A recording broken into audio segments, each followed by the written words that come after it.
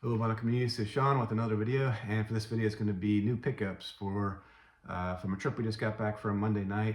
So 5 days ago, just got back from a trip very late, and then Tuesday went right into the work week, Tuesday through Saturday, and so kind of catching up. Finally able to do this video on a Sunday. Hopefully, everybody's having a good weekend. I made a video right before departed that I was going to post on the it's a cruise ship. We went on a crosser from Miami, Port Lauderdale Shipport to all the way to Amsterdam. 2 weeks. Took exactly 2 weeks off.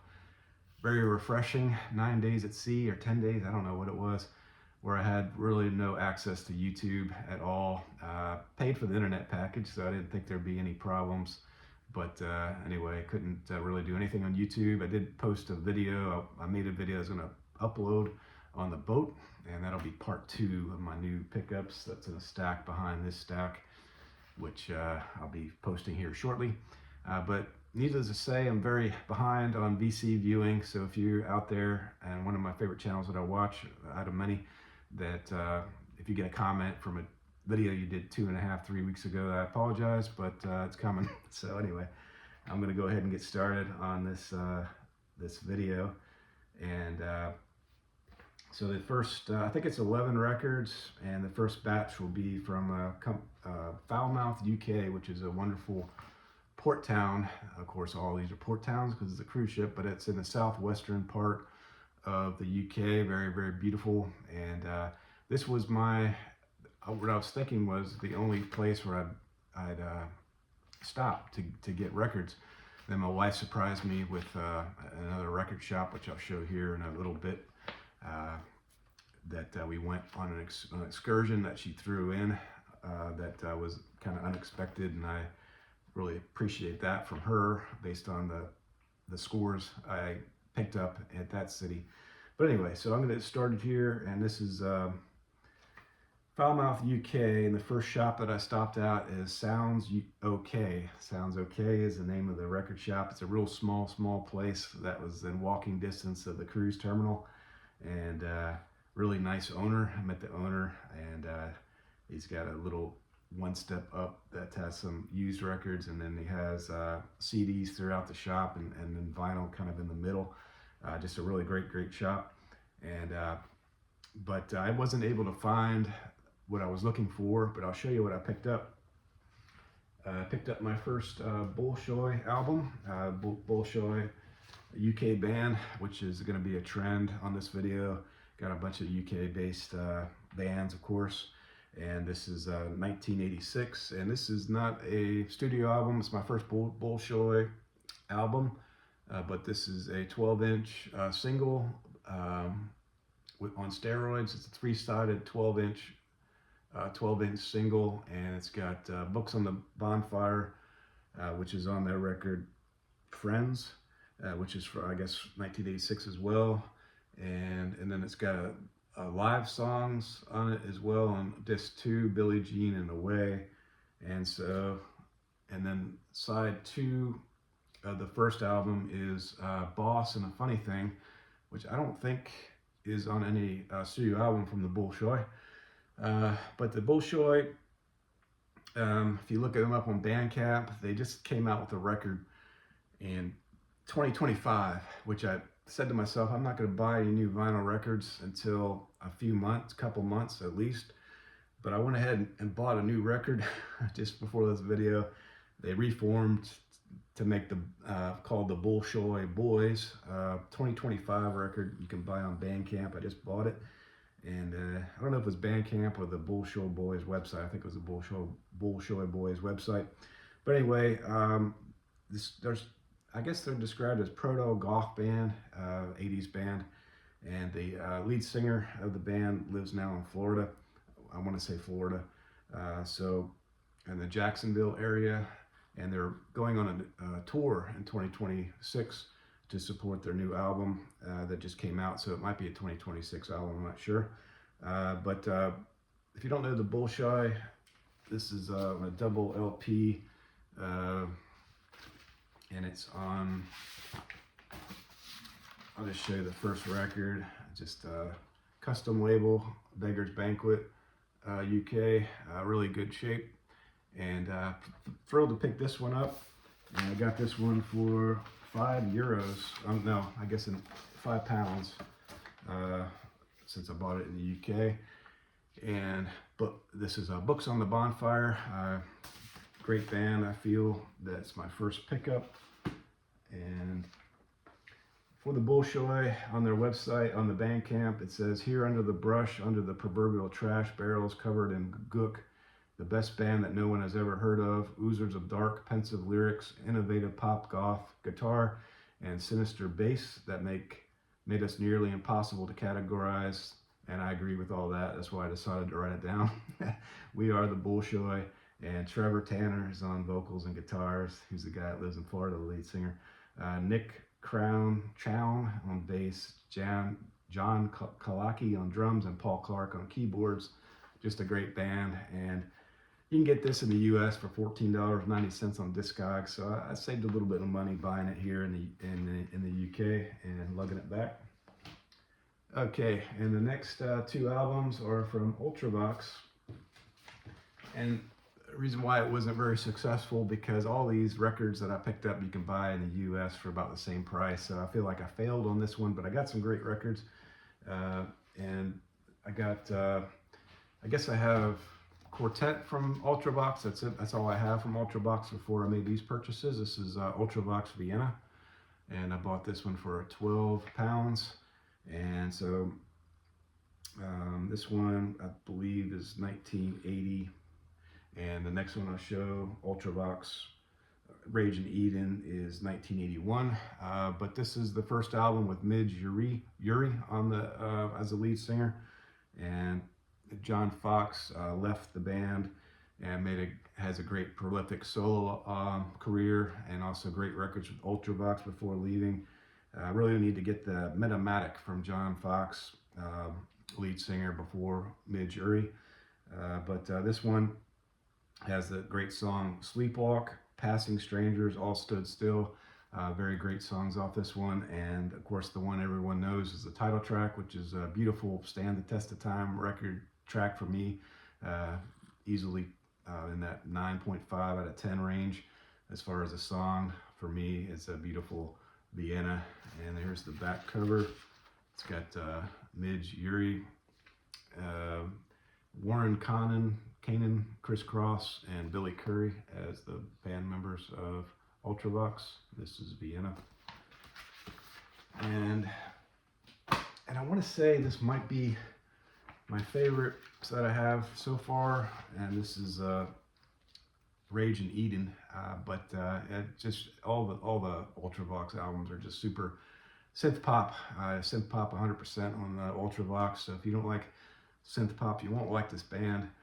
But just a wide range of synth pop, if that makes sense. I feel they just got a great mix of sounds on their records.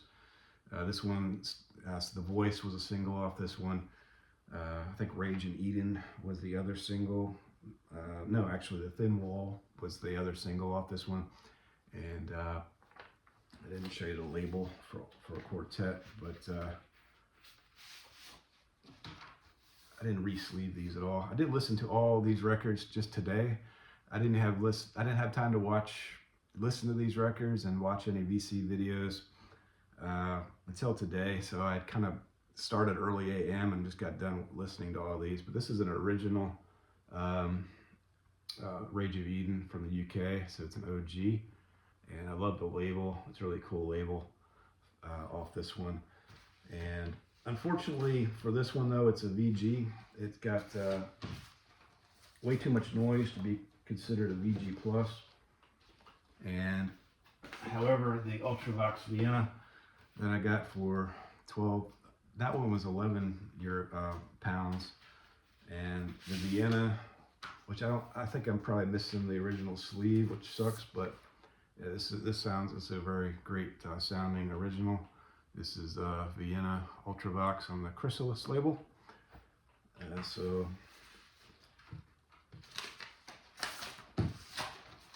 Yeah, so like I say, you can buy those in the U.S. for about the same price. Although those are OGs, so probably couldn't do that buying originals.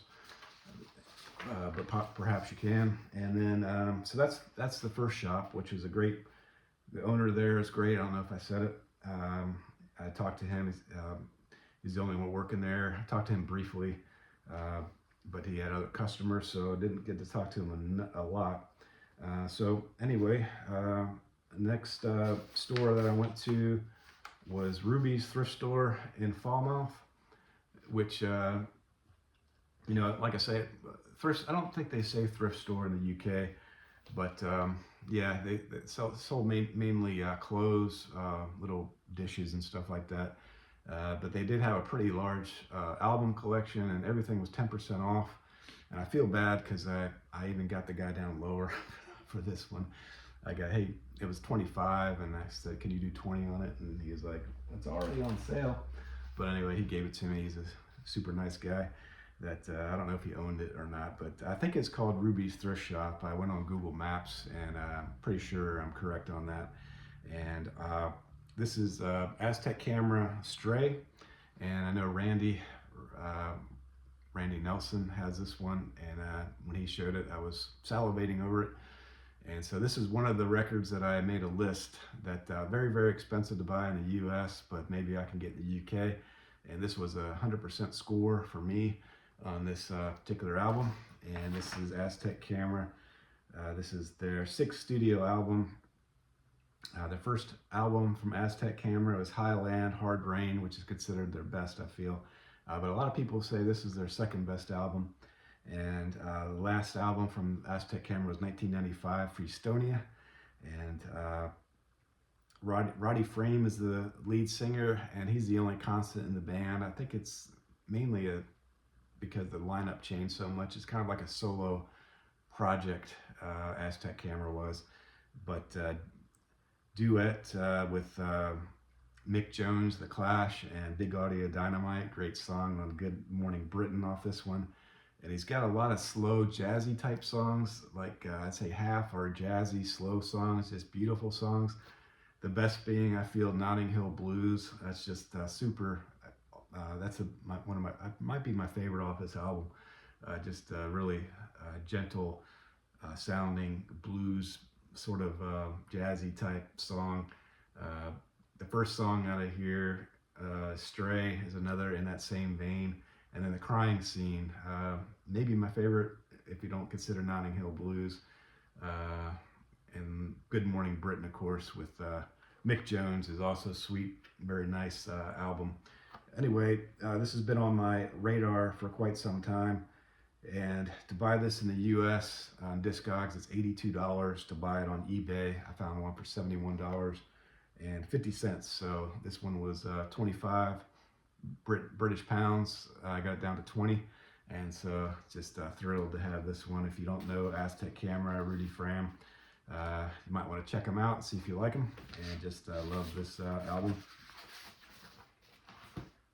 All right, and the next, I just got the one from the thrift shop, and then the next one I went, which was the most well known in Falmouth, which is good grief, I didn't write it down. I took a picture. I'll put it, the name of it. I forgot the name. I didn't write it down. So, but I got the third most, the most famous shop in Falmouth, I think, is I bought Courtney Barnett, and it's called Jam. I did write it down. Jam Falmouth, JAM, simple enough, and it's a really great shop. It's got coffee that they serve there, and it's got a real nice lady that worked behind the counter. I have no idea if she was the owner. And there's a downstairs to the place, and then there's a upstairs, of course. And mostly upstairs was new releases, and downstairs was a small selection of used records. Didn't find anything downstairs, and she was playing this record as I was in the shop. Brand new release from Courtney Barnett, and probably shouldn't have bought it since I could get it in the US, but right now pretty expensive in the U.S. So I think I got it for like 24 pounds, which I think is about 30 US dollars. And right now I can't find this record for under 30, but I'm sure it'll change maybe in the coming weeks. But this is the new album from Courtney Barnett, Australian singer. Culture of Habit, with the praying mantis on the front there. And I always thought it was a grasshopper until I researched this video. As hey, cool grasshopper, but it's a praying mantis. And here's the nice gatefold. And I'd say I didn't listen to this one. This is the only one I didn't listen to, but I did stream it. And I think my favorite off this one so far is Mantis, which is side B, song 1 off this album. This is 100% black vinyl, and I thought it was green because on the cover it's had a green little sticker. I was like, this has got to be green vinyl, but it fooled me. There's the label there, nice dark green label. And I love Courtney Barnett, and from what I've heard is that it's a step up from Things Take Time, and that it generally gets really good reviews.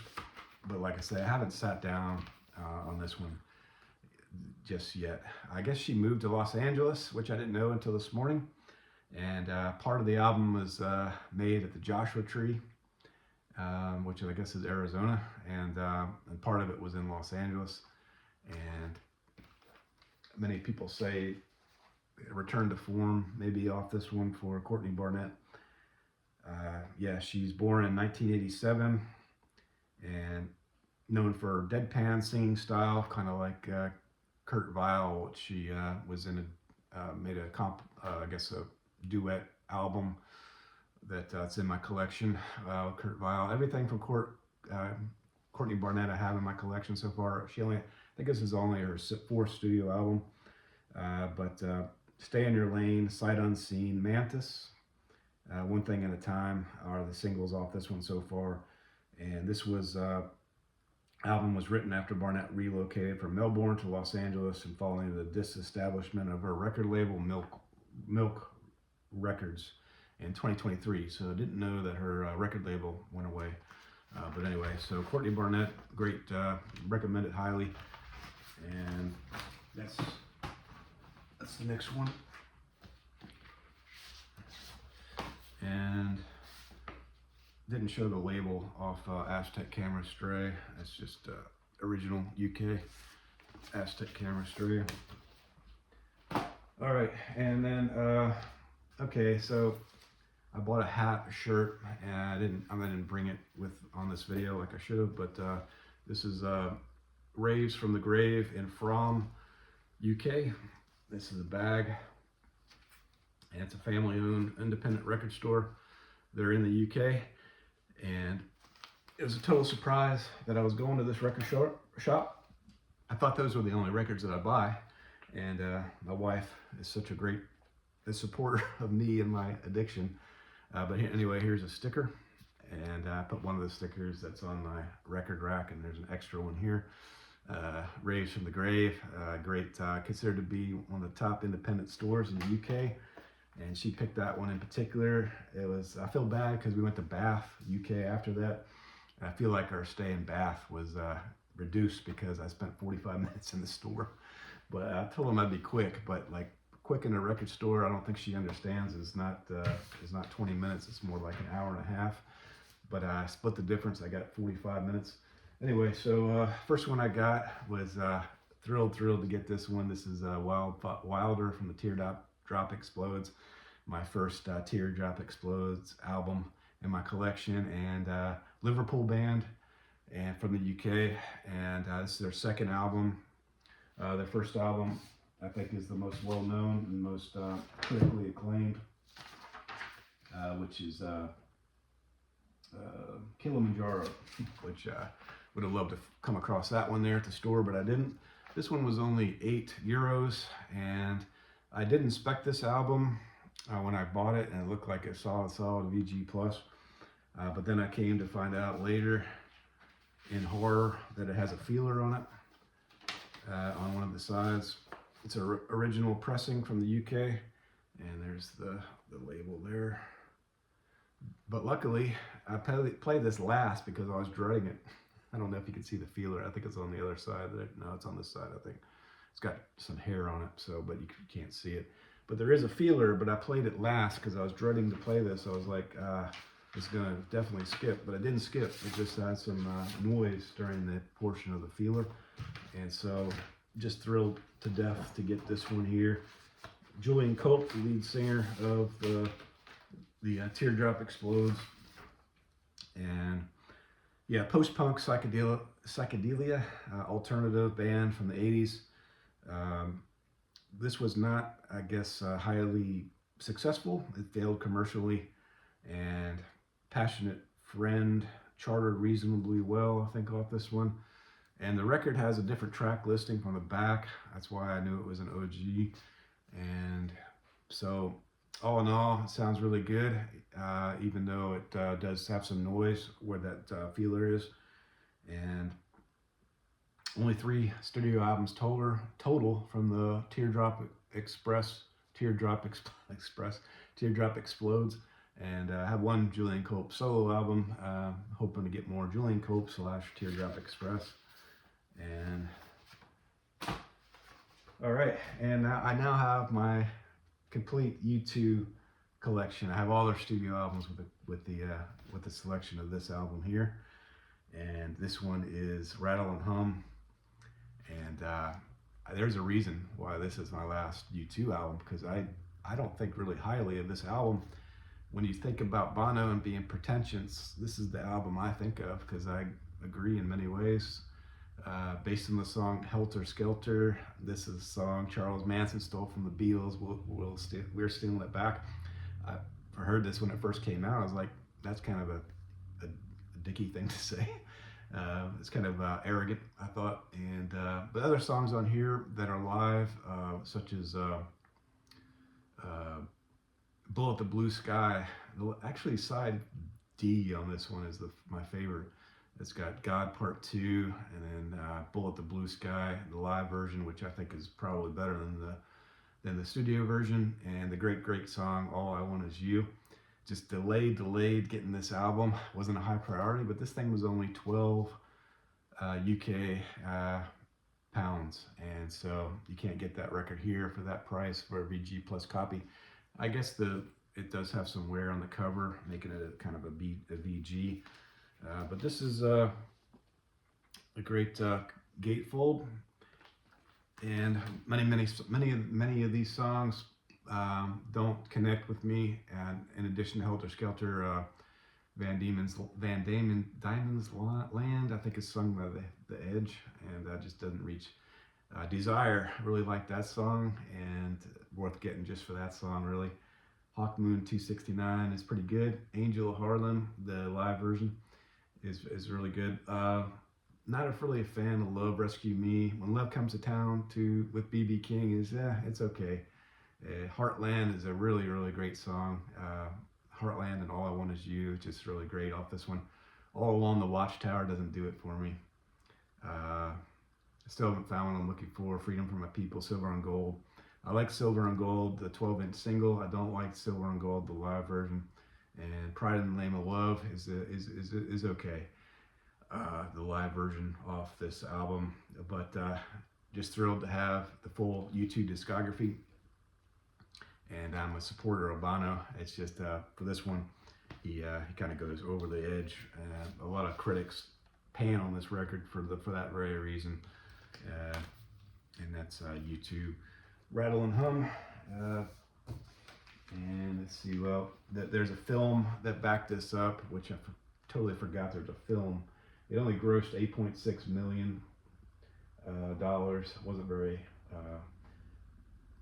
successful. And 72 minutes in length is the LP, which is a great chunk of music there. And the film was 98 minutes, which makes me want to revisit the film. Maybe try to get a hard copy of it would be nice. Bob Dylan plays the Hammond organ on Hawk Moon 269, and also backing vocals on Love Rescue Me. And yeah, Ricky Carey of the Philadelphia Inquirer said self-indulgent to the point of absurdity. U2 Rattle and Hum might be the silliest concert film ever made. I don't think it's that bad. There's some review critics that think it's a good album, and it captures their wide success after Joshua Tree. But anyway, I talked about this too much, and I'm not going to show the vinyl. And that's U2 Rattle and Hum. And here's another Grail. Right now, this goes in the U.S. My personal Grail, mind you. Right now, this goes in the U.S. for $55 import to get the cheapest VG Plus record of the Fix, and it's the Fix Inc. And this is 1991 album from the Fix. And I once considered paying the import fee when at one time it was like $45, and then it went. That one got sold, and then it was like $80 for the longest time. Now one's resurfaced for around $55. Looked on eBay as well, and it's $75 range. So this was €6, and it's a minty six, not €6, £6, and this was very minty. Thrilled to get this one. It's got the song "How Much Is Enough" is the one that was a single off this one. This one pretty much ended their career at the time. This failed miserably commercially. Fix fans out there know this is one of their gems, though. And this hype sticker I think is cool. Or in tour in Germany, Frankfurt, Cologne, Hamburg, Berlin, and Munich. I think it's a cool, even though it's on the actual cover, it's not on the. And there's the band there. There's Kai Kernan and the rest of the band, which is I wrote it down.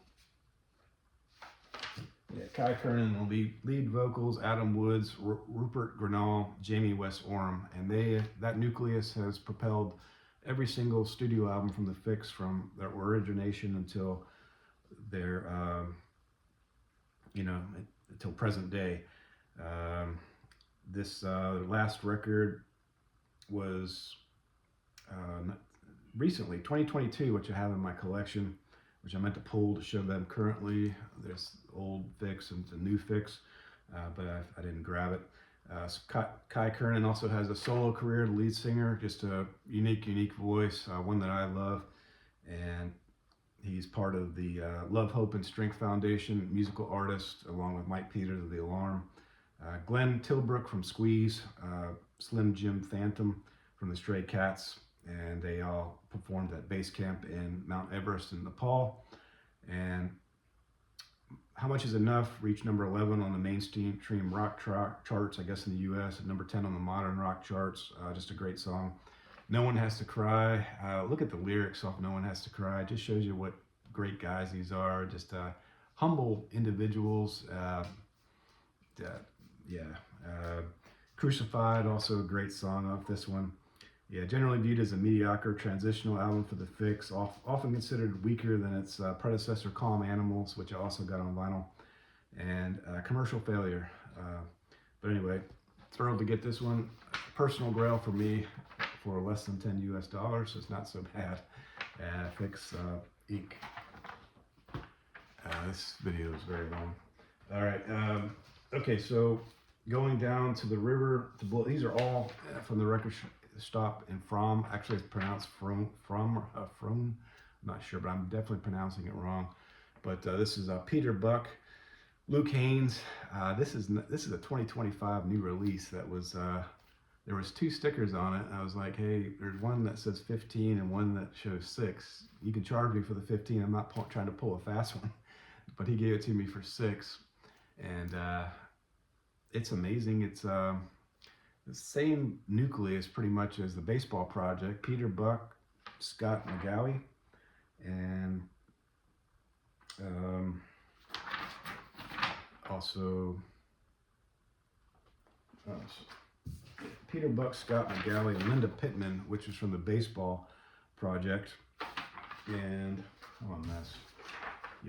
so Linda Pittman is from the Baseball Project, and then Scott McGowie, leader of the Young Fresh Fellows from Seattle and the -5, based in Portland. 2 great bands there. And also, not to mention the baseball project. I guess they have a tight bond between those three: Peter Buck, Linda Pittman, and Scott McGowie. And this one goes for $39 US on Discogs, 45 on eBay and Amazon. So I got a steal on this one. I have no idea why it was so cheap. And actually, Luke Haines is a UK artist. I think I have Auters. He's a lead singer of Auters, Auters. I think I have that band on my want list, but I'm not sure. I'm gonna check it out later. But it's just really a great album. Let's listen to it for the entire thing. Now his voice is kind of doesn't have much range. You kind of get what you get once you hear the first song. But if you like what you get on the first song, you'll definitely like it. By the way, the first song is really a great one. It's the Pink Floyd Research Group. It's kind of like a psychedelic type album, I feel. One I really like off this one is 56 Nervous Breakdowns. I didn't play side 2, but 56 Nervous Breakdowns off this one is just super. And for the price I got this one, this was unknown to me. REM, of course, being high esteem, as in my opinion. It's just great to get a Peter Buck album, find it with the Baseball Project members, which Baseball Project members, I've shown their albums many times on my channel. And it's got a really cool VW Volkswagen vans in flames, some of them intact. I'm not sure the meaning behind that. And it's got the big orange VW van in flames. So just happy to get this one. And all right, and that concludes one more for from. And this is Bob Mould workbook. Again, grail for me personally. You can't buy this album in the US for less than $70 or so. Again, just like the other one. So I really feel successful, thanks to my wife, for making this stop. This was just a score after score, that I'm really happy that I made this trip to the record store, even though it kind of made the trip in Bath short. But anyway, yeah, this is Bob Mould workbook. It's only, I think I need one more studio album and one more compilation. I'll have all Bob Mould solo artists. This is the record right after Husker Du went away. And so many people, I think this might be even better than Silver Age from Bob Mould, which I thought was my favorite. But after listening to this in its entirety today, it's a very dynamic soundstage on this original UK pressing. I think this might be his best. I'm not sure, but I love Bob Mould, and this is original UK. Sorry for the dust. And great one. And there's Bob there on the cover. This has got See a Little Light, and maybe even better than See a Little Light is the Poison Years, the song after that. Boy, that's a heavy hitter. A+ songs, those two songs. Bob Mould, and this is workbook.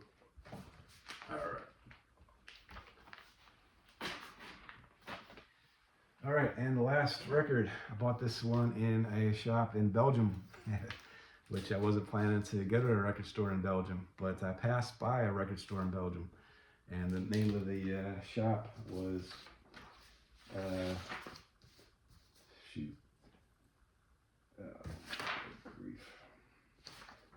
I'll put it somewhere in the video afterward, but name of the album is The Skids, The Absolute Game.